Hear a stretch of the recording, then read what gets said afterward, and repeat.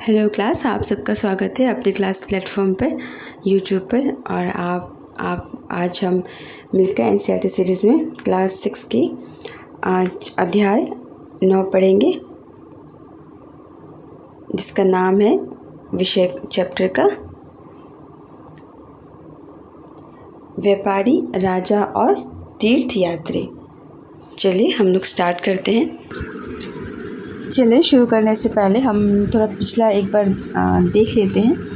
पिछली कक्षा में जो हमने पढ़ा था ना, चैप्टर में खुशहाल गांव और समृद्ध नगर शहर में जो हमने पढ़ा था, हमने देखा था पिछले अध्याय में कैसे लोहे के औजार से और सिंचाई के कारण से गांव कैसे समृद्ध हुए, है ना। खुशहाल गांव और समृद्ध नगर के कारण क्या थे कि वहाँ पर लोहे के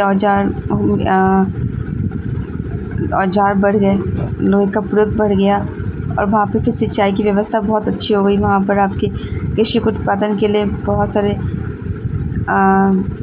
कदम उठाए गए, जिसमें आपके नहरें बनाए, कुएँ, तालाब, कृत्रिम जलाशय सब बनाए गए, है कि नहीं। और फिर हमने देखा था गांव में कौन कौन रहते हैं, जो आपके गांव में कौन कौन रहते थे। तो हमने देखा था, क्या देखा था हमने कि जो दक्षिण का जो हमारा भाग है हमारे उपमहाद्वीप में, भारत उपमहाद्वीप में, तो दक्षिणी महाद्वीप में दक्षिणी भाग में गांव में तीन तरह के लोग रहते थे, जिसमें आपके थे बड़े भूस्वामी रहते थे, जिन्हें हम बेलार कहते थे। फिर साधारण जो हलवाई वे रहते थे, उन्हें उनवाड़ कहते थे। भूमिहीन मजदूर रहते थे, है ना, दास रहते थे, जिन्हें हम कैडिसिया कहलाते थे। फिर आपका आदिमाई कहलाते थे। फिर हमने उत्तर भारत का जो हमने देखा था, जो उत्तर भारत में जो लोग रहते थे, तो वहाँ गांव का प्रधान था, है ना, जो ग्राम भोजक कहलाता था। तो पूरे गांव के लिए वह पद भी आपका जो ग्राम भोजक का पद था, जो उत्तर भारत के साइड में आपका अनुवांशिक था, है ना। और वे क्या कार्य करते थे, वे कर वसूलते थे, पुलिस का भी काम करते थे, है ना। चलिए आगे फिर हमने स्वतंत्र कृषक भी देखा, जिन्हें गृहपति कहते थे। फिर हमने शेरनी देखी थी, शिल्पकार व्यापारी का संघ, जिन्हें हम क्या कहते हैं, शेरनी। हमने कहा कल आज सिक्के देखे थे, जो चांदी या सोने के चपटाके बनाए जाते थे, जिस कारण से हम उन्हें आहत सिक्के कहते थे, ठीक है। फिर हमने संगम साहित्य के बारे में देखा था। मदुरै में कवियों के सम्मेलन में जो आकलन होता था, उनको संगम साहित्य में देखा था। तो उसे संगम साहित्य क्यों कहते थे, क्योंकि मदुरै के जो कवियों का जो सम्मेलन होता था ना, वहाँ पे सारे के रचनाओं का संकलन एक साथ किया जाता था, ठीक ना, तमिल की। जिन्होंने वर्ग क्यूब देखा था, वर्ग क्यूब का प्रयोग किस लिए होता था, कूड़े दान के लिए, ठीक है ना। और यहाँ हमें घरों में हमें प्राचीनतम घरों में हमें मिले हैं, ठीक है। कि मथुरा जो समृद्ध, बहुत ही समृद्ध शहर था, नगर, वह देखा था, वह इतना विकसित कारण क्या थे, तो उसके बहुत से कारण थे ना, क्योंकि यह यातायात और व्यापार के मुख्य रास्ते पर था, एवं यहाँ पे मंदिर बनाए गए थे। यह आस्था का केंद्र था, इसलिए लोग यहाँ आते थे। फिर यहाँ जब लोग आने लगे, तो फिर अब जब लोग आएंगे तो बाज़ार तो बनेंगे ना, तो बाज़ार बन गए। फिर यहाँ पर मंदिर के आसपास में और भी कई मतलब चीज़ें, बाज़ार खुल गई, कई अन्य चीज़ों के मूर्ति बनाने का भी केंद्र यहाँ पर बन गया। फिर हमारी मथुरा जो थी, वह कुषाणों की क्या थी, दूसरी राजधानी, कुषाणों की दूसरी राजधानी थी, ठीक है।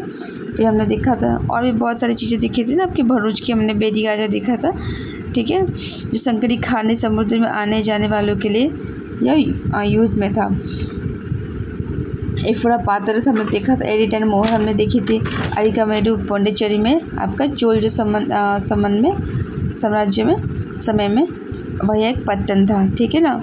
अरिकामेडु एक तरह की पौंडीचेरी जो समय में हमें इसका जानते इसके बारे में, जो बंदरगाह था, तो यहीं पे हमें एफोरा मिला था, जो पात्र कहलाया। और एडिटाइड आपका मोहर थी, ठीक है ना। और हमने इसमें क्या देखे थे, कपड़ों के लिए प्रसिद्ध उद्योग कौन से देखे थे हमने, वाराणसी देखे थे उत्तर में, और दक्षिण में क्या देखे थे, मदुरै। कपड़ों का प्रसिद्ध जो देखा था शहर, उत्तर में वाराणसी था और दक्षिण में मदुरै था, ठीक है ना। चलिए आगे चलते। अच्छा, इतना तो आपको यहाँ इस तीसरे चैप्टर से आप इतना आपने जाना। जब पिछले में जब हम पढ़ रहे थे स्टार्टिंग जहाँ से हमने करी थी पाषाण युग का, तो उसके बाद में जो हमने देखा ना कैसे कैसे धीरे धीरे करके लोग विकसित हुए, है ना। लोगों की सभ्यता विकसित हुई, लोग पशुपालन कृषि करने लगे, स्थायी होने लगे, ठीक है। और अपने औजारों में अपने जीवनचर्या में बदलाव लाने लगे, ठीक है ना। तो अब शहर भी कैसे विकसित हुए, तो उसका प्रमुख कारण भी हमने देखा कि लोहे के औजार बनने लगी अब, है ना। लोहे के औजार के बहुत बड़ा कारण था। और जो मगध जो इतना समृद्ध शहर है उसका बहुत मुख्य कारण क्या था कि वहाँ पे लोहा वहाँ पर पाया गया। लोहे के कारण से कई ऐसे काम थे जो बहुत ही अच्छे से होने लगे। बहुत महत्वपूर्ण कारण बना लोहा मगध के समृद्धि में। चलिए हम आज का चैप्टर शुरू करते हैं, ठीक है। रीडिंग करेंगे, फिर हम जो ज़रूरी चीज़ होंगी एग्ज़ाम के लिए उन्हीं चीज़ों को हम अंडरलाइन करते हुए चलेंगे, ठीक है। चलिए स्टार्ट करते हैं हम। मैं तो इसको बड़ा कर लेती हूँ क्योंकि काफ़ी छोटा है, कहानी वगैरह हम नहीं पढ़ेंगे। चलिए स्टार्ट करते हैं। व्यापार और व्यापारियों के बारे में अध्याय 8 में तुमने उत्तर के काले पॉलिश वाले बर्तनों के बारे में पढ़ा है। हमने इस पिछले अध्याय में हमने देखा था ना कि उत्तर महाद्वीप में जो बर्तन मिले ना, काले रंग के पॉलिश किए गए बर्तन मिले थे, तो ये बहुत ही खूबसूरत बर्तन थे। खास तौर से इनकी कटोरियाँ तथा थालियाँ, ठीक है।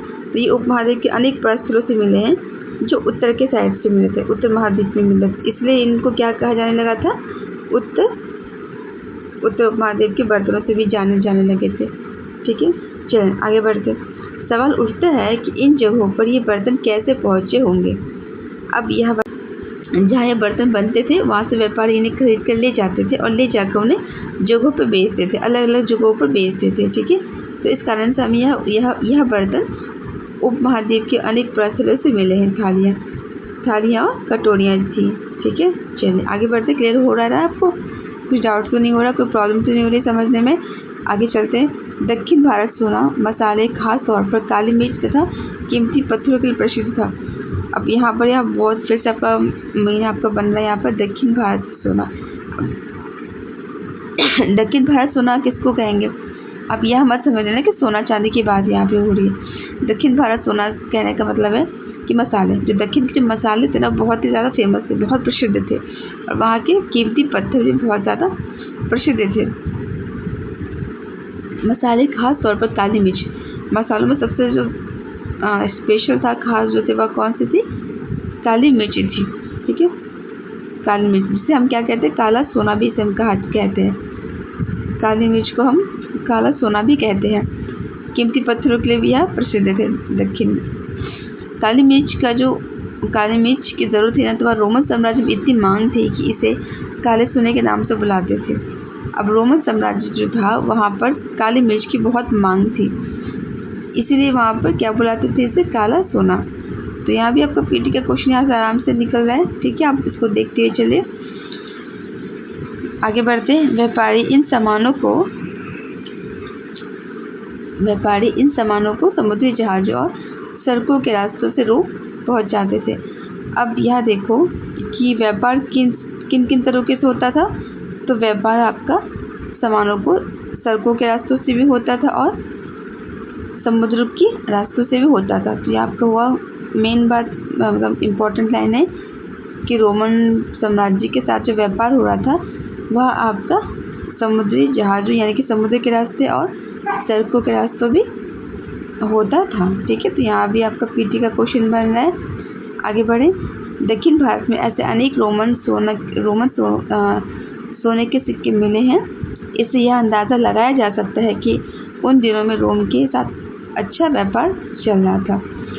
अब यह दक्षिण की बात की जा रही है यहाँ पर।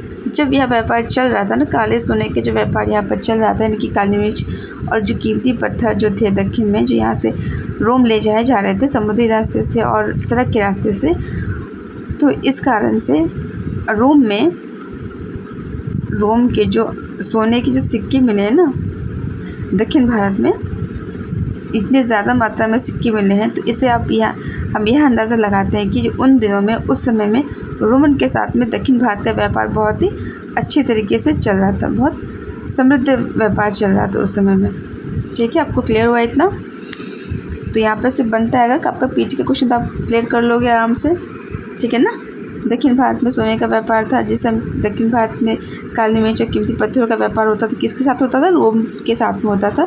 क्यों? क्योंकि रोमन साम्राज्य में काली मिर्च की बहुत ही ज़्यादा मांग थी, जिसे काले सोने के नाम से जाना जाता था, और व्यापार समुद्री और सड़कों के रास्ते से होता था। और दक्षिण भारत में इतने ज़्यादा सिक्के मिले हैं रोम के, तो इससे आप यहाँ भी अंदाज़ा हम लगाते हैं कि उन दिनों में व्यापार बहुत ही अच्छे तरीके से चल रहा था। ठीक है, क्लियर हुआ आपको? मैं आपको दोबारा रिपीट कर दिया। आगे बढ़ते हैं, आगे हम चलते हैं। चलिए आगे बढ़ते हैं हम। चलिए आगे बढ़ते हैं। व्यापारियों ने कई समुद्री रास्ते खोज निकाले। इनमें से कुछ समुद्र के किनारे चलते थे, कुछ अरब सागर और बंगाल की खाड़ी पार करते थे। नाविक मानसूनी हवा का फ़ायदा उठाकर अपनी यात्रा जल्दी पूरी कर लेते थे। वे अफ्रीका के अरब की पूर्वी तट से इस उपमहाद्वीप के पश्चिमी तट पर पहुंचना चाहते थे। अब यहाँ पर क्या करते थे? व्यापारी ने क्या किए? समुद्री रास्ते खोज निकाले व्यापार के लिए। ठीक है, अब समुद्र किनारे चलते थे तो कुछ अरब सागर में और बंगाल की खाड़ी पार करते थे। ठीक है, व्यापारी लोग। नाविक मानसूनी हवा का फ़ायदा उठाकर, नाविक क्या करते थे? मानसूनी हवा का फ़ायदा उठाते थे। ठीक है, क्यों उठाते थे? क्योंकि इनकी यात्रा जल्दी पूरी हो सके। ठीक है, वे अफ्रीका या अरब की पूर्वी तट, अरब का पूर्वी तट जो है आपका, अरब के पूर्वी तट से इस उपमहाद्वीप के पश्चिमी तट पर पहुंचना चाहते थे। ठीक है, अफ्रीका या अरब की पूर्वी तट, अब जो अफ्रीका का जो भाग है ना आपका इंडिया के मैप में, वहाँ से या पश्चिमी तट पर पहुंचना चाहते थे व्यापारी जो हमारे थे, वे सारे के सारे लोग।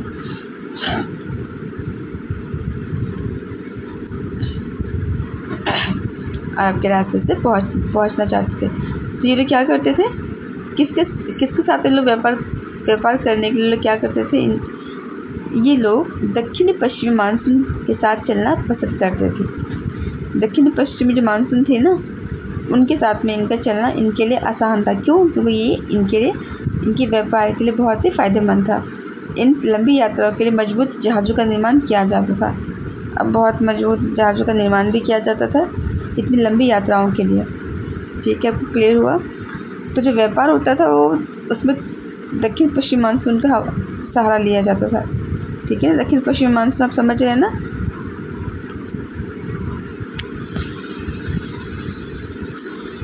समुद्र तटों से लगे राज्य, चलो आपको यहाँ पर थोड़ा क्लियर कर देते हैं। दक्षिण समुद्र तटों से लगे राज्य यहाँ देख लेते हैं। इस उपमहाद्वीप के दक्षिणी भाग का बड़ा तटीय प्रदेश है। इस उपमहाद्वीप के दक्षिणी भाग में सबसे बड़ा तटीय प्रदेश है। इनमें से बहुत से पहाड़, पठार और नदी के मैदान हैं। नदियों के मैदानी इलाकों में कावेरी का मैदान सबसे उपजाऊ है। ठीक है, मैदानी इलाकों तथा तटीय इलाकों के सरदारों और राजाओं के पास धीरे धीरे काफ़ी संपत्ति और शक्ति हो गई। संगम साहित्य में मोवेंदारों की चर्चा मिलती है। यह एक तमिल शब्द है जिसका अर्थ है तीन मुखिया। यह आपका पीटी का क्वेश्चन निकल रहा है आपका, यहाँ इसका अंडरलाइन कर लीजिए कि संगम कविता में मोवेंदार की चर्चा मिलती है। ठीक है, मोवेंदार का अर्थ क्या है आपका? तीन मुखिया। ठीक है, और यह एक तमिल शब्द है। पीटी का क्वेश्चन बन रहा है, यह एक तमिल शब्द है और इसका अर्थ क्या है आपका? तीन मुखिया। ठीक है, यह कहाँ की बात हो रही है? यहाँ पर दक्षिण की बात हो रही है, अब ध्यान रखिएगा। एवं इसका प्रयोग जो है वह तीन शासक परिवारों के लिए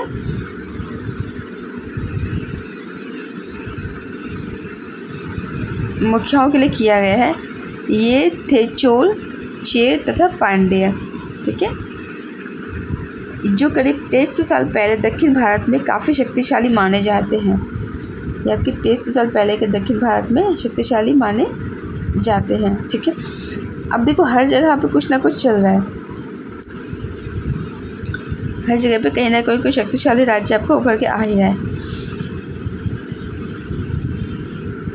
आपको समझ में आया? दक्षिण भारत चोल, चेर तथा पांडे, ये रहे आपके क्वेश्चन बना चोल चेर तथा पांडे, ये आपके कौन है? मुखिया, जिन्हें हम क्या कहते हैं? मोवेंदार। अभी हमने पढ़ा है ना पिछले में मोवेंदार, ठीक है। और ये तमिल शब्द है मोवेंदार, और जिनको कहते हैं मुखिया। और 3 सरदारों का 3 परिवार से थे, तो वो कौन थे? चोल चेर तथा पांडे। इन तीनों को लेकर मुखिया शब्द यहाँ पर यूज़ किया गया था, जिसको तमिल शब्द में क्या कहते हैं? मोवेंदार, ठीक है। या दक्षिण भारत में वो काफ़ी शक्तिशाली माने जाते हैं। इन 3 मुखियाओं के अपने अपने 2 सत्ता केंद्र थे।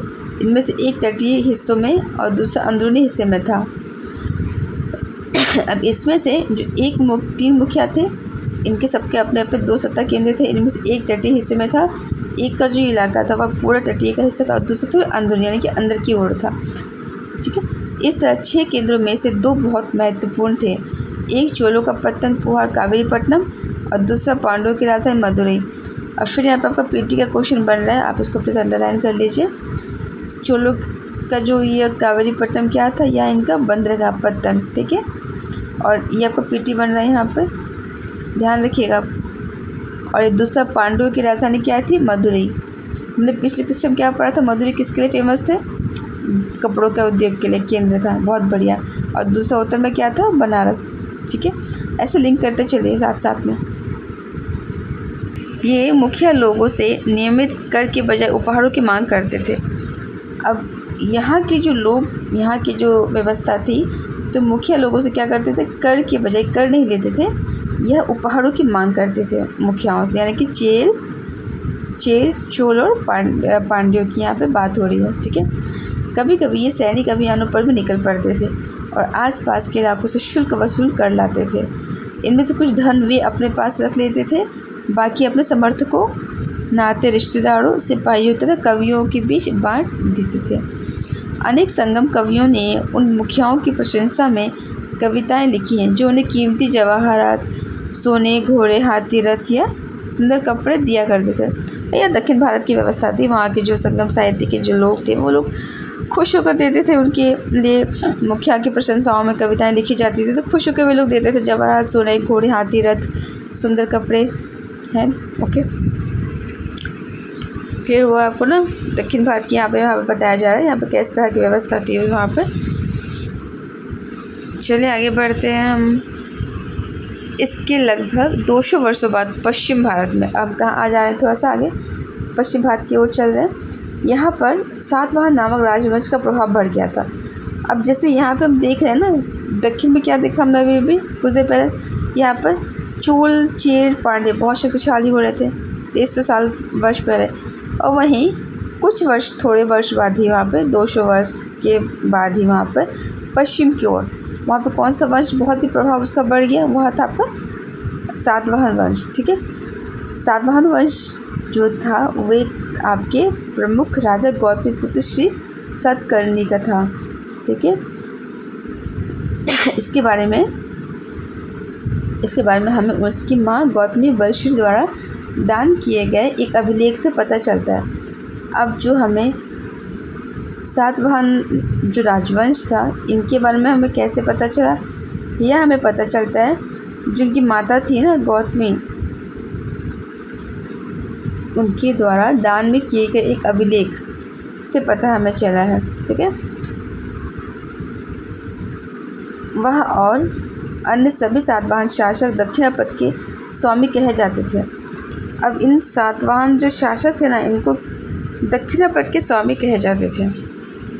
दक्षिणापथ के स्वामी कहे जाते थे। दक्षिणापथ का शाब्दिक अर्थ क्या था? दक्षिण को जाने वाला रास्ता। पूरे दक्षिणी क्षेत्र के लिए यही नाम प्रचलित था। श्री सातकर्णी ने पूर्वी, पश्चिमी तथा दक्षिण तरफ अपनी सेनाएं भेजी थी। अब इनका वहाँ पर शासन था, ठीक है ना, तो ये ऐसी जगह पर थे, शासन था, तो उन्होंने क्या किया? पूर्वी में और पश्चिमी और तथा दक्षिण तटों पर अपनी सेनाएं भेजी थी, ठीक है। इतना आपको क्लियर हो ना? तो इनका भी साम्राज्य बहुत बड़ा था, उन्होंने भी बहुत प्रसिद्धि हासिल की है। तो यहाँ पे आपका पीटी का क्वेश्चन बन जा रहा है, आप इसको रख लो कि सातवाहन राजवंश जो था यहाँ आपका प्रमुख राजा गौतमीपुत्र श्री सातकर्णी का प्रमुख था और इनकी माता गौतमी बलश्री दान में दिए गए अभिलेख से पता चलता है। ठीक है, और ये सातवाहन शासक दक्षिणापथ के स्वामी कहे जाते थे, सातवाहन वंश। ठीक है, कौन दक्षिणापथ के स्वामी कहे जाते थे? सातवाहन वंश। रेशम मार्ग, अब हम आगे चलते हैं रेशम मार्ग की तरफ। कीमती चमकीले रंग और चिकनी मुलायम बनावट की वजह से रेशमी कपड़े अधिकांश समाज में बहुमूल्य माने जाते थे।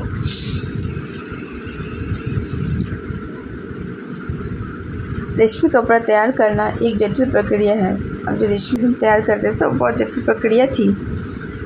रेशम कपड़े को तैयार करना एक जटिल प्रक्रिया है। रेशम के जो कीड़े थे उससे कच्चा रेशम निकालकर सूत कटाई होती है और फिर उससे कपड़ा बुना जाता है। रेशम बनाने के लिए तकनीक का आविष्कार सबसे पहले कहाँ पे हुआ था? आपका चीन में हुआ था। तकनीक सबसे पहले आपका चीन में हुआ था 7,000 साल पहले। इस तकनीक को उन्होंने हजारों साल तक बाकी दुनिया से छुपाए रखा, चीन वालों ने। पर चीन से पैदल घोड़ों या ऊँटों पर कुछ लोग दूर दूर की जगहों पर जाते थे और अपने साथ रेशमी कपड़े भी ले जाते थे। जिस रास्ते से ये लोग यात्रा करते थे वह रेशम मार्ग के नाम से प्रसिद्ध हो गया। अब यहाँ भी आपका इम्पोर्टेंट लाइन क्वेश्चन बन जा रहा है यहाँ पर कि रेशम मार्ग हम किसे कहते हैं? ठीक है, क्यों कहते हैं? तो क्योंकि उस रास्ते से कई लोग रेशम लेके जाते थे, जिस कारण से उसका नाम ही रेशम मार्ग यानी कि सिल्क रूट पड़ गया। ओके, क्लियर है आपका? कभी कभी चीन शासक ईरान और पश्चिमी एशिया के शासकों को उपहारों के तौर पर भी रेशम कपड़े भेजते थे। अब जो चीन के शासक थे ना, वो क्या करते थे? ईरान और पश्चिमी एशिया के शासकों को रेशम उपहार के तौर पर भेजते थे, यानी कि रेशम के कपड़े जो थे वो उपहार के तौर पर भेजते थे। यहाँ से रेशम के बारे में जानकारी और भी ज़्यादा फैल गई। अब पश्चिम की ओर जब जाएगी, हमारे इस ओर के रास्ते से जाएगी, तो लोगों को धीरे धीरे भनक पड़ी होगी भाई क्या जा रहा है इसमें। इससे पता चला होगा कि भैया यहाँ से रेशम जा रहा है, इस कारण इसका मार्ग ही रेशम मार्ग रख दिया गया। करीब 2000 साल पहले रोम के शासकों और धनी लोगों के बीच रेशमी कपड़े पहनना फैशन बन गया है। अब 2000 साल पहले की यहाँ बात बताई जा रही है। 2000 साल पहले रोम जो था, वहाँ पर जो अमीर लोग थे यानी कि धनी लोग, वे लोग के लिए फैशन बन गया था यह रेशम कपड़ा पहनना। तो इस कारण से और भी ज़्यादा यह कपड़े मतलब बेचे जाते थे, लोग पहनना पसंद करते, क्योंकि रेशम बहुत मुलायम होता है। रेशम के बारे में कहा जाता है ना कि एक अंगूठी से पूरा की पूरे रेशम की एक शॉल या एक मतलब निकाल देते थे। और ये रेशम खरीदना बहुत धनी लोगों की बस में था, इसे गरीब लोग खरीद नहीं सकते क्योंकि बहुत कीमती होता है रेशम। ठीक है, रेशम का कपड़े बहुत कीमती, तो बहुत मुलायम होता है, बहुत ही ज़्यादा। इनकी कीमत बहुत ज़्यादा होती थी क्योंकि चीन से इसे लाने में दुर्गम पहाड़ी रेगिस्तानी रास्तों से होकर जाना पड़ता था।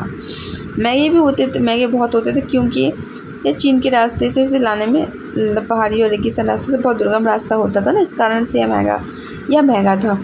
यही नहीं, रास्ते के आसपास रहने वाले लोग व्यापारियों से यात्रा शुल्क भी मांगते थे। अब महंगा होने का एक और कारण भी हमें पता चला है कि जिस रास्ते से ये लोग लेकर आते थे रेशम, तो उस रास्ते से व्यापारियों से अन्य लोग वहाँ के यात्रा शुल्क मांगते थे, जिस कारण से रेशम महंगा था। ठीक है, आगे बढ़े। आपको क्लियर हो रहा है? आपको समझ में आ रहा है ना? चलिए आगे चलते हैं। इसमें सिल्क रूट तथा उसकी शाखाओं को दिखाया गया है। कुछ शासक इसके बड़े बड़े हिस्सों पर अपना नियंत्रण करना चाहते थे क्योंकि इस रास्ते पर यात्रा कर रहे व्यापारियों से कर, शुल्क तथा तोहफों के जरिए लाभ मिलता था। अब जहाँ से रेशम जो जाता था ना, तो उस हिस्सों पे कई शासक लोग वहाँ पर नियंत्रण करना चाहते थे। क्यों? क्योंकि वे सारे के सारे लोग लाभ कमाना चाहते थे व्यापारी से, वे बहुत सारा लाभ कर के रूप में, शुल्क के रूप में तथा तोहफों के रूप में। ठीक है, तो इसलिए कई शासक चाहते थे कि उस मार्ग पर उनका शासन हो जाए, उनका नियंत्रण हो जाए। क्लियर हुआ? आगे बढ़ें। इसके बदले ये शासक इन व्यापारियों को अपने राज्य से गुजरने के वक्त लुटेरों के आक्रमणों से सुरक्षा भी देते थे। अब यहाँ पर देखते हैं कि जो अब हम भी पढ़ रहे थे कि जो शासक यहाँ पर नियंत्रण करना चाहते थे अपने लाभ के लिए, तो वे उन व्यापारियों को उस लाभ के बदले में, ठीक है, उनको सुरक्षा का वादा भी करते थे। लुटेरों से आक्रमण लुटेरे जो वहाँ पे जो थे, जो लूट लेते थे ना, उनसे सुरक्षा का ये लोग वादा करते थे। उनके आक्रमण से वे इनको बचाते थे, ठीक है। तो उनके बदले ये उनको ये देते थे। आगे बढ़े। क्लियर हुआ ना? आपको समझ में आ रहा है ना सब? सिल्क रूट पर नियंत्रण रखने वाले शासकों में सबसे प्रसिद्ध जो थे वो कौन थे? कुषाण थे। फिर से हम यहाँ पर देखिए इम्पोर्टेंट तो सारी लाइन है, फिर भी जो सिल्क रूट पर सबसे जो अच्छे जो मेन जो शासक था, जो प्रसिद्ध शासक था जिन्होंने नियंत्रण किया, वो कौन थे? कुषाण थे। फिर 2000 साल पहले मध्य एशिया तथा पश्चिमी उत्तर भारत पर इनका राज शासन था, ठीक है। जो कुषाण थे उनका शासन कहाँ था? मध्य एशिया तथा पश्चिमी उत्तर, ठीक है। पेशावर और मथुरा इनके दो प्रमुख शक्तिशाली केंद्र थे। अब कुषाणों के शक्तिशाली और प्रमुख केंद्र कौन से थे? वो थे पेशावर और मथुरा, ठीक है। और मथुरा याद है, हमने पिछले बार चैप्टर में क्या पढ़ा था कि मथुरा क्या था? आस्था का केंद्र भी था और कई सारी मूर्तियाँ बनाने का केंद्र था, एवं कुषाणों की दूसरी राजधानी भी थी, ठीक है। देखिए ऐसी चीज़ों को लिंक करते हुए चलिए, ठीक है। मैं आपको बार बार पिछला भी रिवाइज करवाते जाओ ताकि आपको लिंक करते जाओ, ठीक है। शक्तिशाली केंद्र थे। तक्षशिला भी इनके राज्य का एक हिस्सा था। तक्षशिला जो था वह कुषाणों का एक राज्य का हिस्सा था। इनके शासनकाल में ही सिल्क रूट की एक शाखा मध्य एशिया से होकर सिंधु नदी के मुहाने के पत्थरों तक जाती थी। अब जो सिंधु नदी थी ना, उसका जो मुंह था, मुहाना था, जो वहाँ पे पत्थर यानी कि बंदरगाह तरह के थे, जो वहाँ तक रास्ता मध्य एशिया से होकर जाता था, ठीक है। तो जब वहाँ तक जाएगा, सिंधु नदी तक हमारे यहाँ रास्ता जाता था, तो अवश्य हर शासक जाएंगे उस रास्ते पे अपना नियंत्रण करें। अब कौन शासक लाभ कमाना नहीं चाहे? हर शासक चाहता है नियंत्रण करना, अपना साम्राज्य स्थापित करना, बढ़ाना, ठीक है, अपना वर्चस्व बढ़ाना। आगे बढ़े। क्लियर हो रहा ना आपको? इतना भूलिएगा मत प्लीज।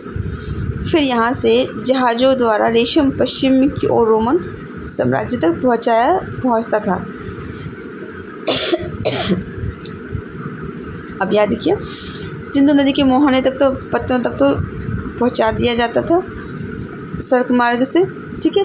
अब उसके बाद जहाज़ों से रेशम को पश्चिम की ओर रोम साम्राज्य में पहुँचाया जाता था। यहाँ पे ध्यान रखिए, यह भी आपकी बहुत अच्छी समझ बेसिक बढ़ाने के बहुत अच्छा यहाँ पर समझाया जा रहा है। आगे बढ़ते। इस उपमहाद्वीप में सबसे पहले सोने के सिक्के जारी करने वाले शासकों में कौन थे? कुषाण थे। अब यहाँ भी आपको अच्छी इन्फॉर्मेशन एक्स्ट्रा आपको डिटेल मिल गई, जानकारी मिल गई कि हमारे यहाँ जो उपमहाद्वीप था भारत का, यहाँ पर सबसे पहले जो सोने के सिक्के जो चलाए गए, तो किन्होंने चलाए थे? कुषाणों ने, ठीक है। क्लियर हुआ आपको? सिल्क रूट पर यात्रा करने वाले व्यापारी इनका उपयोग क्या करते थे? अब जो सिल्क रूट पर जो यात्रा करने वाले जो व्यापारी थे ना, वे इनका उपयोग करते थे, ठीक। क्लियर हुआ? समझ में आ रहा है ना आपको? कहीं कोई दिक्कत तो नहीं हो रही है? चलिए आगे बढ़ते हैं। बौद्ध धर्म का प्रसार। अब हम बौद्ध धर्म का प्रसार देख लेते हैं। बौद्ध धर्म का प्रसार। कुषाणों का सबसे प्रसिद्ध राजा कौन था? कनिष्क था। यहाँ पे आपका पीटी का क्वेश्चन यहाँ पे आपका बन जाएगा, ठीक है। इससे पहले कुषाण के बारे में कुछ देर पहले पढ़ रहे थे ना। कुषाण सिल्क रूट पर नियंत्रण करने वाला साम्राज्य था। सोने के सिक्के चलाने वाले प्रथम साम्राज्य था, ओके। पेशावर और इनका मथुरा इनका प्रमुख केंद्र थे। इनके बारे में हम आगे भी पढ़ रहे हैं। उसने करीब 1900 साल पहले शासन किया था। उसने एक बौद्ध परिषद का गठन किया। कनिष्क ने बौद्ध परिषद का गठन किया जिसमें एकत्र होकर विद्वान महत्वपूर्ण विषयों पर विचार विमर्श करते थे। अब जो कुषाणों के जो राजा थे कनिष्क, इन्होंने क्या किया, बौद्ध परिषद का गठन किया। इस परिषद में क्या होता था, कई लोग इसमें मिलते थे, विद्वान लोग जो और एक जगह एकत्र होकर महत्वपूर्ण विषयों पर विचार विमर्श एक दूसरे से करते थे। सारे विद्वान एक दूसरे से विचार विमर्श करते थे। ठीक है, बुद्ध की जीवनी यहाँ सबको क्लियर हुआ ना, समझ में आ रहा है ना। आगे बढ़े। बुद्ध की जीवनी, बुद्ध चरित्र की रचनाकार कवि अशोक घोष ने लिखी। अब बुद्ध की जीवनी, बुद्ध चरित्र किसने लिखी है, अशोक घोष ने। ये आपका पीटी का क्वेश्चन फिर आपका यहाँ बन रहा है, ध्यान दीजिए। अब बुद्ध चरित्र में क्या है, बुद्ध की जीवनी, तो यानी कि कवि अशोक घोष ने क्या लिखा है, बुद्ध की जीवनी लिखी है बुद्ध चरित्र में। ठीक है, जो कनिष्क के दरबार में रहते थे। अब ये जो अशोक घोष थे ना, वो कहाँ रहते थे, वे रहते थे कनिष्क के दरबार में। ठीक है, आ रहा है समझ में, आपको क्लियर हो रहा है ना आपका, इतना बड़ा साम्राज्य कनिष्क का है। इनके दरबार में, कनिष्क के दरबार में अशोक घोष जी रहते थे, जिन्होंने क्या कर दिया, बुद्ध की जीवनी पे, चलो भैया, जिन्होंने क्या कर दिया, बुद्ध की जीवनी पर एक बुद्ध चरित्र लिख दी कवि अशोक घोष ने, और कनिष्क के दरबार में वे रहते थे।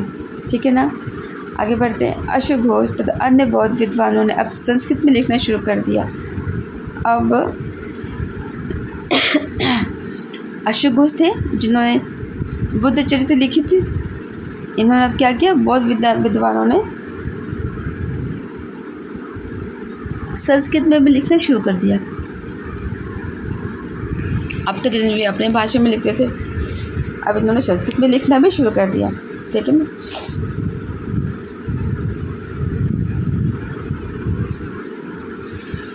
आगे बढ़ते हैं।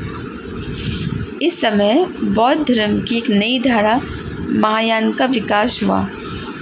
चलिए भाई, एक ही विचार से हम चलते हैं, एक ही विचार को हम मानते रहते हैं। फिर कुछ समय के बाद उसमें जो कुछ लोग होते हैं, फिर उसमें वो लोग अपनी विचार अलग करने लगते हैं, उन्हें वो पसंद नहीं आती, अब वे अपनी अलग ही सोच लेकर चलने लगते हैं। तो वहाँ बंटवारा हो गया, वे तो अलग ही एक धारा निकल गई ना। एक विचार में अनेक विचार मत शामिल हो गए, वे सहमत नहीं थे उस एक बौद्ध धर्म की विचारधारा से सहमत नहीं थे, तो उन्होंने अपनी एक विचारधारा लेकर उन्होंने विकास कर लिया। ठीक है, यहाँ पर बौद्ध धर्म बढ़ जाता है। यहाँ पर इस समय में बौद्ध धर्म क्या हो गया, बढ़ चुका है। कनिष्क के समय में ही लास्ट जो बौद्ध हो रही है इस समय में, यहाँ पर बौद्ध धर्म दो विचारधारा में बढ़ चुका है, जिसमें महायान का विकास हुआ। ठीक है, इसकी दो मुख्य विशेषताएं क्या थी। अब जो महायान की जो मुख्य विशेषता क्या थी, पहले मूर्तियों में बुद्ध की उपस्थिति सिर्फ कुछ संकेतों के माध्यम से दर्शाई जाती थी। मिसाल के तौर पर उनका निर्माण प्राप्ति की पीपल के पेड़ की मूर्ति द्वारा दर्शाया जाता था। अब इसकी विशेषता पहले जो क्या था ना, कि पहले वे लोग जो थे, पहले की जो विचारधारा थी बुद्ध धर्म में, वो लोग क्या करते थे, निर्वाण के लिए, ठीक है, निर्वाण प्राप्ति के लिए पीपल के पेड़ को ही उन्होंने मुख्य मूर्ति के रूप में दर्शाया सबके लिए। किंतु अब जो नई जो महायान जो आ गई है ना, विचारधारा जो अब ये क्या करने लगे, ये बुद्ध की प्रतिमाएं बनाने लगे। अब इन्होंने कहा कि नहीं भाई, हम पीपल के पेड़ नहीं, हम तो भाई हम तो बुद्ध को एक मूर्ति का रूप देंगे, हमें अब बुद्ध की प्रतिमाएं बनानी है। तो भाई ये लोग बुद्ध की प्रतिमाएं बनाने लगे। ठीक है ना, क्लियर हो रहा है। वे लोग पिछली वाली जो विचारधारा से उनसे अलग हो गए, वे उन्हें नहीं मानते थे, वो उनसे अब नहीं सहमत थे। आपको क्लियर हो रहा है ना। चलिए आगे बढ़ते हैं।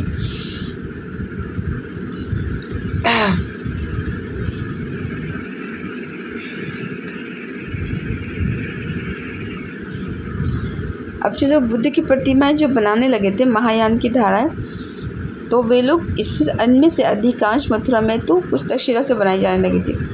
अब मथुरा कुषाणों की राजधानी है, याद है ना, दूसरी वाली। तो यहीं से हमें मूर्तियाँ मिलने लगी हैं और तक्षशिला से भी मूर्तियाँ बनाई जाने की यहाँ पर साक्ष्य हैं, ठीक है, बनाई जाने लगी है।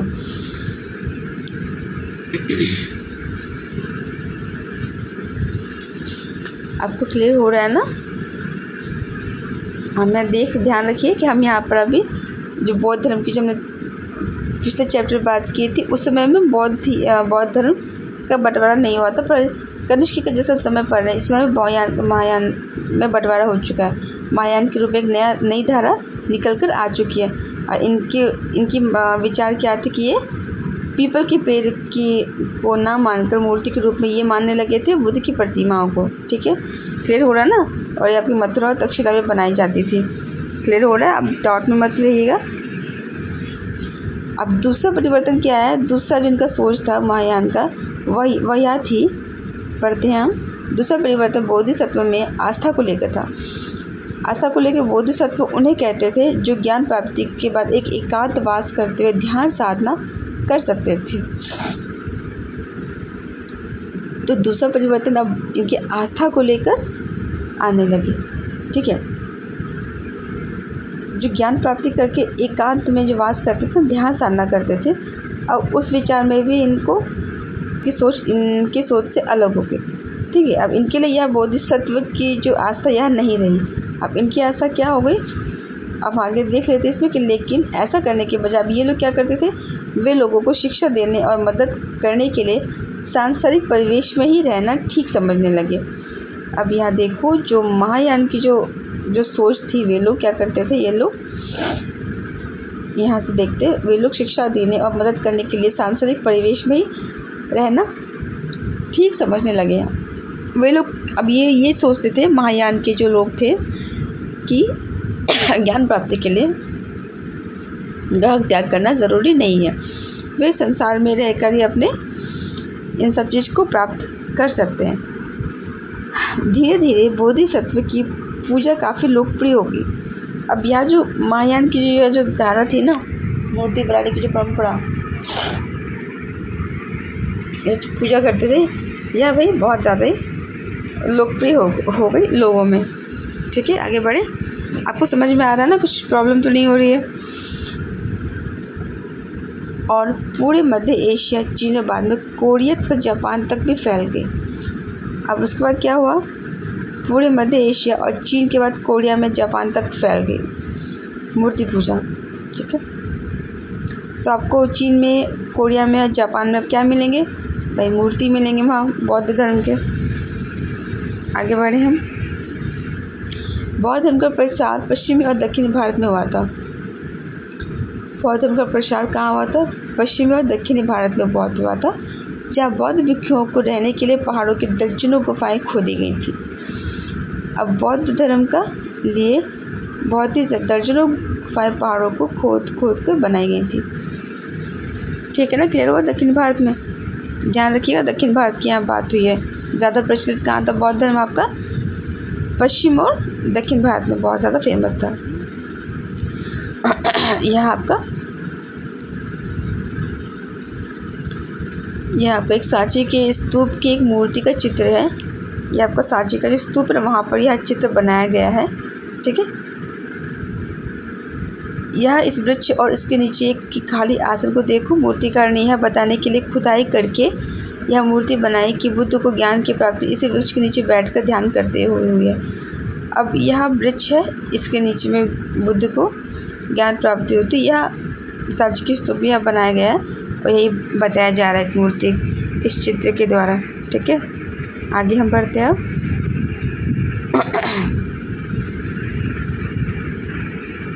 चलिए,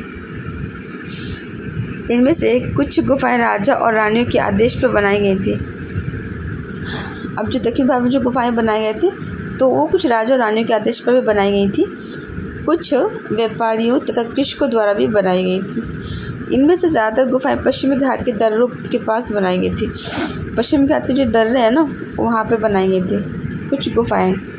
दक्कन के शहरों तथा समुद्र तटों के समुद्र बंदरगाहों और इन्हें जोड़ने वाली सड़कें भी इन्हीं दर्रों से होकर गुजरती थी। अब जहाँ पर जो गुफाएं बनाई गई थी जिन दर्रों के पास में, तो उन दर्रों के पास में ये जो सड़कें थे ना तटों समुद्र बंदरगाहों के, वे मार्ग यहीं से गुजरते थे। ठीक है, ऐसा लगता है कि यात्रा करने वाले व्यापारी इन गुफाओं मठों में विश्राम के लिए भी रुकते थे। अब जब व्यापारी लोग जिस रास्ते से आएंगे जाएंगे वे इन दर्रों से होकर गुजरते थे जिन दर्रों में ये बुद्ध मठे बनाए गए थे बुद्ध की भिक्षुणियों के लिए। तो इन मठों में ये लोग भी तो विश्राम करने के लिए रुकते होंगे, ये लोग भी रुका करते थे। अब रुकेंगे वे, रास्ते में बनाएंगे तो रुकेंगे ना कोई भी। तो बौद्ध धर्म दक्षिण पूर्व की ओर श्रीलंका, म्यांमार, थाईलैंड तथा इंडोनेशिया से दक्षिण पूर्व एशिया के अन्य भागों में भी फैल गया। अब दक्षिण पूर्व की तरफ, दक्षिण पूर्व की हम बात करें तो कहाँ कहाँ फैला यह आपका? श्रीलंका फैल गया, म्यांमार, थाईलैंड, इंडोनेशिया, दक्षिण पूर्व एशिया के अन्य भागों में भी फैल गया। ठीक है, यह सब भी आपको याद करना ज़रूरी, क्योंकि बौद्ध धर्म के प्रसार के बारे में यदि सवाल आ जाए तो यह सब तो आपको जानना ज़रूरी है, कहाँ तक फैला है। आगे बढ़े हम। यह आपकी मूर्ति हम देख लेते हैं। यहाँ जो मूर्ति बनाई गई है यह आपकी बुद्ध की, यह आपकी मूर्ति कहाँ की है? यहाँ जो मूर्ति है ये वाली मूर्ति है, यह आपकी मथुरा में बनी बुद्ध की एक प्रतिमा का चित्र, यह वाला, और दाएं तक्षशिला में बनी बुद्ध की प्रतिमा का एक चित्र है। ठीक है, यहाँ यह आपका तक्षशिला में बनी है, यह बनी है तक्षशिला में, यह तक्षशिला में बनी है, और यह आपकी मथुरा में बनी है।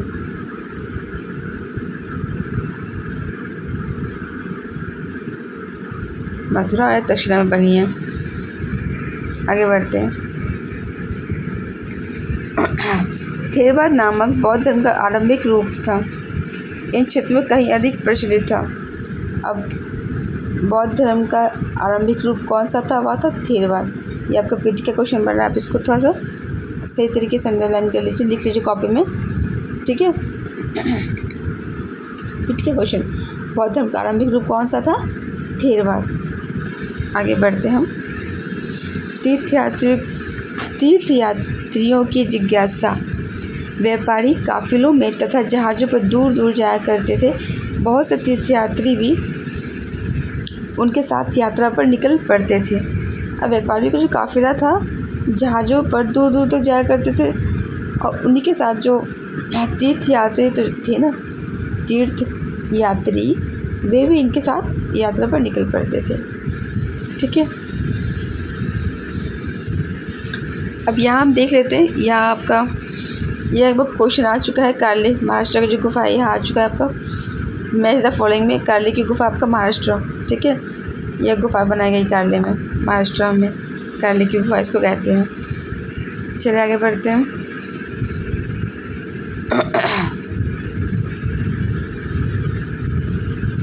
अब हम यात्रियों के बारे में वर्णन करते हैं कि भारत की जो यात्रा पर चीनी बौद्ध यात्री जो था वह कौन था?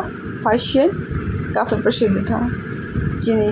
ये आपका पीटी का क्वेश्चन है, आपको बन चुका, बहुत बड़ा सवाल आया यहाँ से। यह 1600 साल पहले आया था भारत।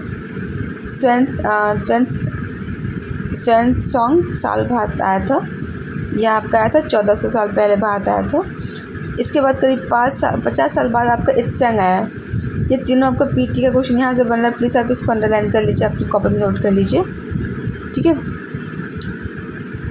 इसको सीक्वेंस आपका सीरियल वाइज लिख लीजिए। पहले आप फाशियन कर लीजिए 1600 साल पहले, फिर 1400 साल पहले आपका सॉन्ग आया था, फिर 50 साल बाद आपका इत्संग आया था। ठीक है,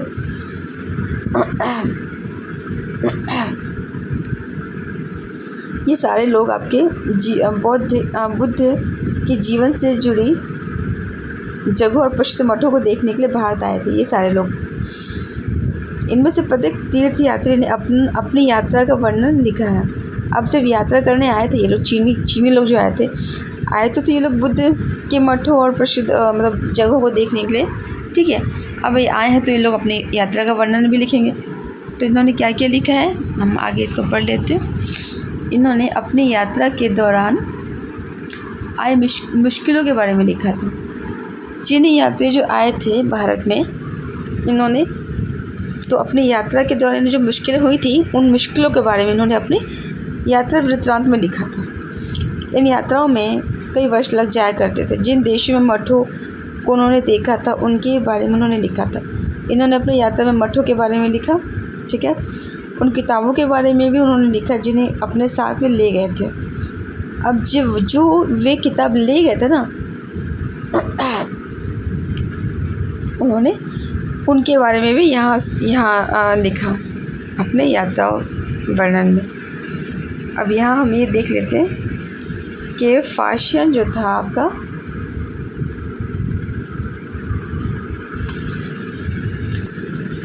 फाशियन चीन वापस कैसे लौटा। फाशियन अपने घर चीन वापस लौटने के लिए अपनी यात्रा बंगाल से शुरू की थी। घर लौटे तो उसने यात्रा कहाँ से शुरू की थी, बंगाल से शुरू की थी। वह व्यापारियों के एक जहाज पर चढ़ा। मुश्किल से वह 2 दिन ही चल ही पाया था कि एक समुद्र तूफान में फंस गया। व्यापारी अपने जहाज़ों को डूबने से बचाने के लिए उसमें से अपने माल को फेंककर जहाज को हल्का करने की कोशिश करने लगे। फाशियन ने भी अपने सामान को फेंक दिया, पर अपनी उन पांडुलिपियों और बुद्ध की मूर्तियों को नहीं फेंका जिन्हें अपनी भारत यात्रा के दौरान संकलित की थी। अतः 13 दिनों के बाद आंधी रुकी। उन्हें समुद्र का वर्णन इस प्रकार किया। समुद्र असीम है। सूर्य, चांद, तारों की गति को देखे बिना यह पता लगा पाना असंभव है कि पूर्व किधर है या पश्चिम किस दिशा में है। अगर बरसात और अंधेरा हो तो जहाज को हवा के रुख में ले जाने के अलावा और कोई चारा नहीं है। जावा पहुंचने में उसे 90 दिन से भी ज़्यादा लगे। वहां जब 5 महीनों के लिए रुका, इसके बाद दूसरे व्यापारी जहाज में चढ़कर वह चीन पहुंच गया। ठीक है, यह भी आपका इम्पोर्टेंट है, आप इसको देख लीजिए अच्छे तरीके से। फाशियन ने अपने यात्रा वृत्तांत में, ठीक है, समुद्र की चर्चा की थी। वो खुद फंस गया था, इसलिए उसने यात्रा में समुद्र के बारे में लिखा है। ठीक है ना, चलिए आगे बढ़ते हैं। हम कुछ भी नहीं छोड़ रहे हैं भाई, जहाँ से भी लग रहा है कि हाँ भाई यहाँ से सवाल बन सकते हैं, कुछ भी यूपीएससी है, कुछ भी दे देते हैं ये लोग। कहीं से भी इनका मन किया कहीं से उठा के दे देता है सवाल, कुछ भी बना देते हैं। चल आगे बढ़ते हैं। स्वयं संघ भूभाग से उत्तर पश्चिम और मध्य एशिया होकर चीन वापस लौटा था। सोने, चांदी और चंदन की लकड़ी की बनी बुद्ध की मूर्तियाँ 600 से भी ज़्यादा पांडुलिपि एकत्र की थी। सारे के सारे भारत से हमारे ये लोग सब लोग ले जाते थे चोरी कर लेकर। इनमें वह लगभग 20 घोड़ों पर लाद कर ले गया। अब ये भी ले गया, स्वयं संग में ले गया। सब ले जाओगे तो भारत में क्या छोड़ोगे भाई आप लोग। पर इसमें से 50 पांडुलिपियां तथा उस समय खो गई थी। जब सिंधु नदी पार करते हुए उसकी नाव उलट गई, अपने जीवन का बाकी हिस्सा उसने बची हुई पांडुलिपियों को संस्कृत से चीनी अनुवाद करने में लगा दिया।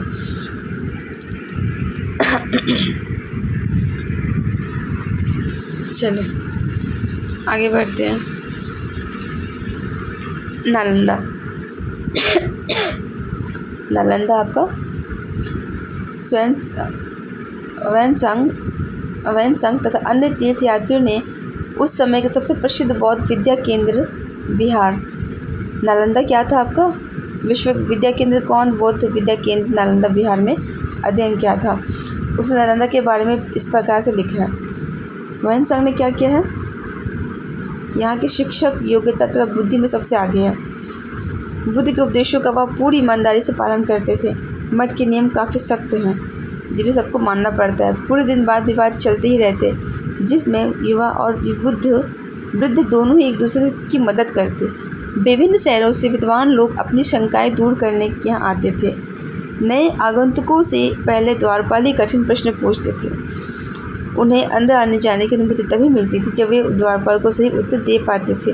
10 में से 7-8 सही उत्तर नहीं दे पाते थे। भाई क्या बात है। देखिए अब यहाँ पे ये देखिए नालंदा जो विश्वविद्यालय हमारा है या बौद्ध विद्या केंद्र है बहुत बड़ा जो बिहार में है नालंदा, जो जल चुका है। हमारे भारत विश्व गुरु ऐसे ही नहीं है भाई, बहुत से कारण हमारे विश्व गुरु के, सब कुछ हमारे भारत में ही है, कुछ बाहर ढूंढने की ज़रूरत ही नहीं है ना। चलिए हम सॉरी ये बात इसे छोड़े, पढ़ते हैं, हम ध्यान लगाते हैं। यहाँ के इन्होंने लिखा था ह्वेन त्सांग ने अपने नालंदा के बारे में यह लिखा है, ठीक है, कि नालंदा विश्वविद्यालय में किस तरह से एंट्री होती थी, ठीक है, वहाँ पे कैसे किस तरह से वहाँ पे लोग अपने दिनचर्या करते थे, तो कैसे वे लोग वहाँ के व्यवस्था थी पढ़ाई लिखाई की थी। यहाँ सब आगे बढ़े। अब चलिए भक्ति की शुरुआत यहाँ भी पढ़ लेते हैं। भक्ति की शुरुआत इन्हीं दिनों देवी देवता की पूजा का चलन भी शुरू हो गया था। अब बताओ, जहाँ हम यहाँ देख रहे हैं बौद्ध धर्म का महायान जो बढ़ चुका है, अब इसी समय में हम यहाँ भी देखते हैं, इसी समय में यहाँ भी हो गया, भक्तियों की भी शुरुआत हो गई, देवी देवताओं की पूजा का चलन शुरू हो चुका है, ठीक है। बाद में हिंदू धर्म की यहाँ बहुत प्रमुख पहचान बन गई। इनमें शिव, विष्णु और दुर्गा जैसे देवी देवता शामिल हैं। देवी देवताओं की पूजा भक्ति परंपरा के माध्यम से की जाती थी। भक्ति उस समय काफ़ी लोकप्रिय परंपरा बन गई। किसी देवी या देवता के प्रति श्रद्धा को ही भक्ति कहा जाता है। भक्ति का अर्थ सबके लिए खुला था, चाहे वह धनी हो या गरीब, ऊंची जाति का हो या नीची जाति का, स्त्री हो या पुरुष। भक्ति मार्ग की चर्चा हिंदुओं के पवित्र ग्रंथ भगवद गीता में की गई है।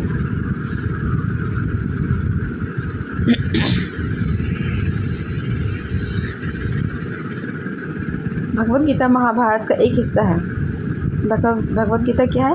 महाभारत का हिस्सा है। इसमें भगवान कृष्ण ने अपने भक्त और मित्र अर्जुन को सभी धर्मों को छोड़कर उनकी शरण में आने का उपदेश देते हैं। भगवद गीता में भगवान कृष्ण, प्रभु कृष्ण अपने भक्त और मित्र अर्जुन को सभी धर्मों को छोड़कर उनकी शरण में आने का उपदेश देते हैं, क्योंकि केवल कृष्ण ही अर्जुन को सारी बुराइयों से मुक्ति दिला सकते हैं। पूजा का यह रूप धीरे धीरे देश के विभिन्न भागों में फैलने लगा।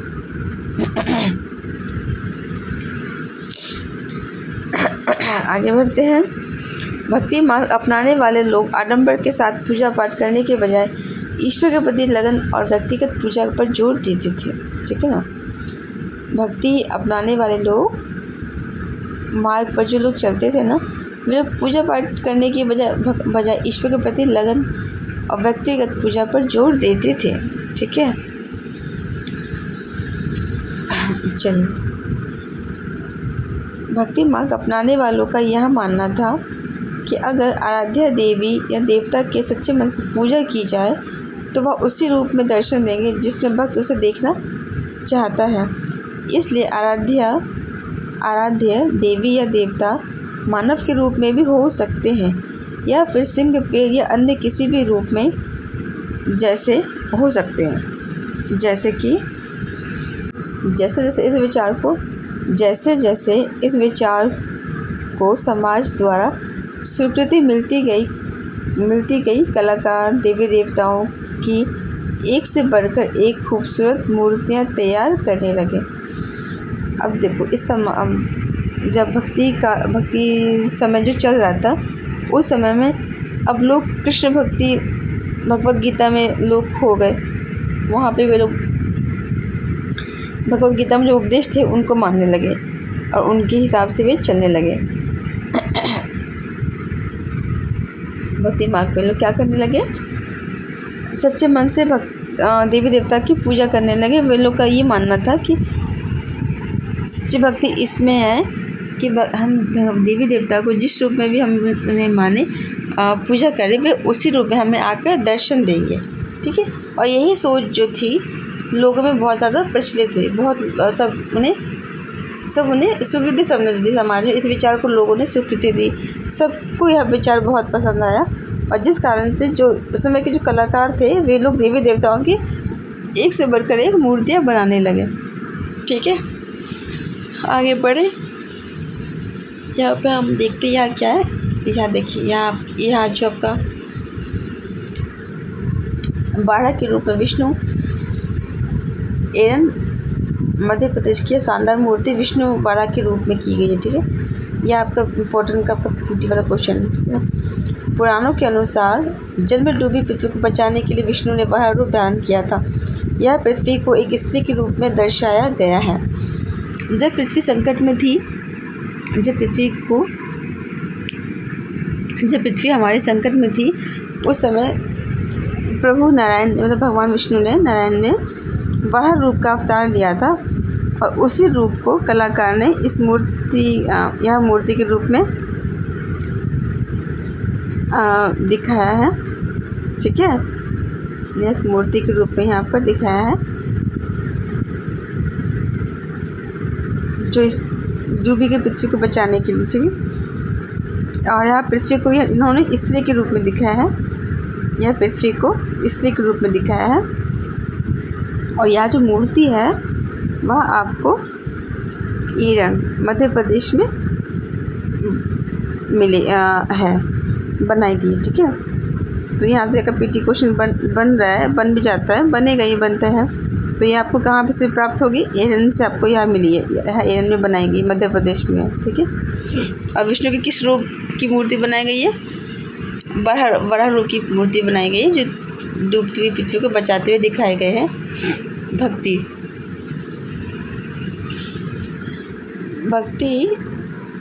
भज शब्द से बना है, इसको आप अंडरलाइन कीजिए, जिसका अर्थ है भक्ति भज शब्द से बना है, जिसका अर्थ है विभाजित करना, हिस्सेदारी होती है, विभाजित करना या हिस्सेदारी होती है। इसका अर्थ है कि भक्ति भगवान और भक्त के बीच परस्पर एक अतरंग संबंध है। भक्ति का अर्थ होता है कि जो भगवान और जो भक्त है ना, उनके बीच का संबंध है, यह एक अनोखा संबंध है दोनों के बीच में। भक्ति भगवत या भगवान के प्रति झुकाव है। भगवत का एक अर्थ यह भी है कि जो अपने ऐश्वर्य तथा सुख को भक्तों के साथ में एक बराबर बांटता हो। ठीक है, यानी भक्त या भागवत अपने देवी देवता के भक्त का हिस्सेदार होता है। यहाँ पे तो एक जैसे हो। ठीक है, एक जैसे भक्ति यही सिखाती है कि हम सब एक जैसे हैं। ठीक है ना, सुख दुख सबको आपस में भक्तों के साथ बांटना। आगे बढ़ते हैं।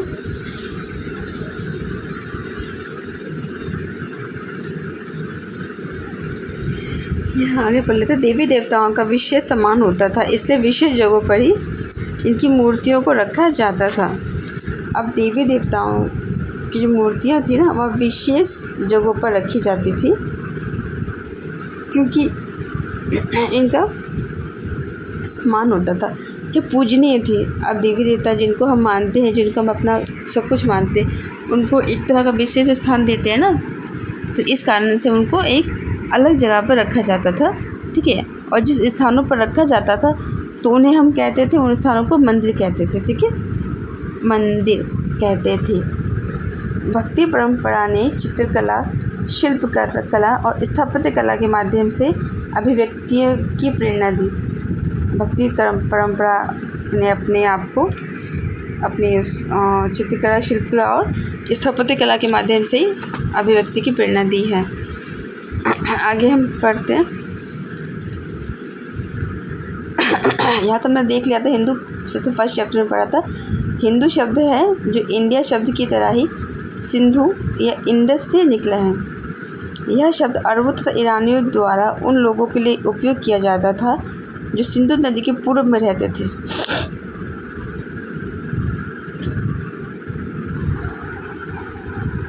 यह शब्द उनके विश्वास यही शब्द उनके धार्मिक विश्वास तथा सांस्कृतिक परंपराओं के लिए प्रयुक्त होता था।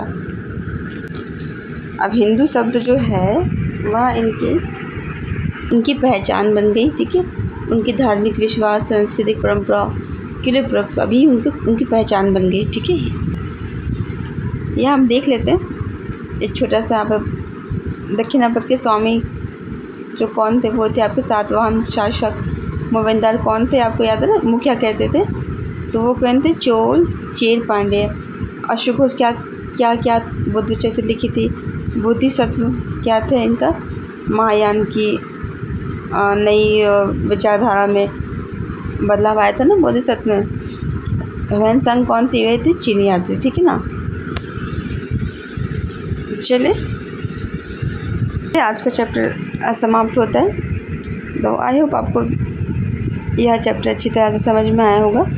और जितने भी क्वेश्चन इन चैप्टर से जितने भी सवाल बनते हैं एग्ज़ाम में, वे सारे के सारे मैंने आपको पढ़ाए हैं, ठीक है। उन सबको आपको नोट भी करवाया है, अंडरलाइन करवाया है, ठीक है। और मैं नोट्स आपका इस चैप्टर में अटैच होगा साथ में, ठीक। तो चलिए कल नई क्लास में हम मिलते हैं।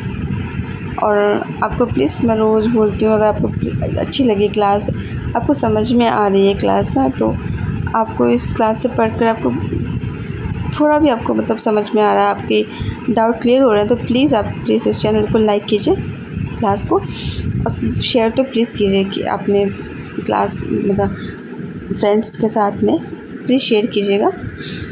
चलिए ओके, ध्यान रखिए आप सब अपना। कल हम अपने नई क्लास में मिलते हैं। ओके चलिए।